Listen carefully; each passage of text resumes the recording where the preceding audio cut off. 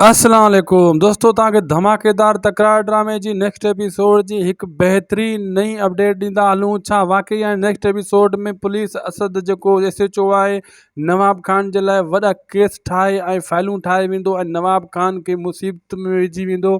छा next episode में भावल खे बख़्त मारे छॾींदो या मूसा वारा वरी जेको आहे भावल खे बख़्त खां बचाए वठंदा? छा अचण वारी किस्त में शेर अली ऐं सिजावल जो मुक़ाबिलो थियण वारो आहे? छा थींदो छा न थींदो? छा शेर अली गुलण खे हाणे सटको ॾियण वारो आहे?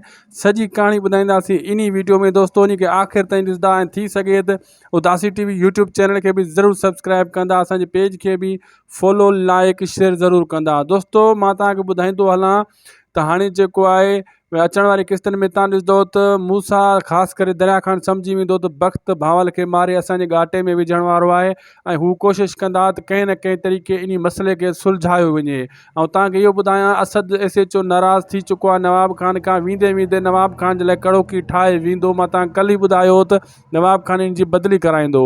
अहिड़े हिसाब सां दोस्तों हाणे ॿी ॻाल्हि तव्हांखे ॿुधाईंदो हलां त गुलण जो बि टाइम अचण वारो आहे हिकु ॿ किस्तनि जे अंदरि, ऐं शेर अली खां बि पादर खाईंदो जीअं हुन अख़बार वारनि खां सटको खाधो।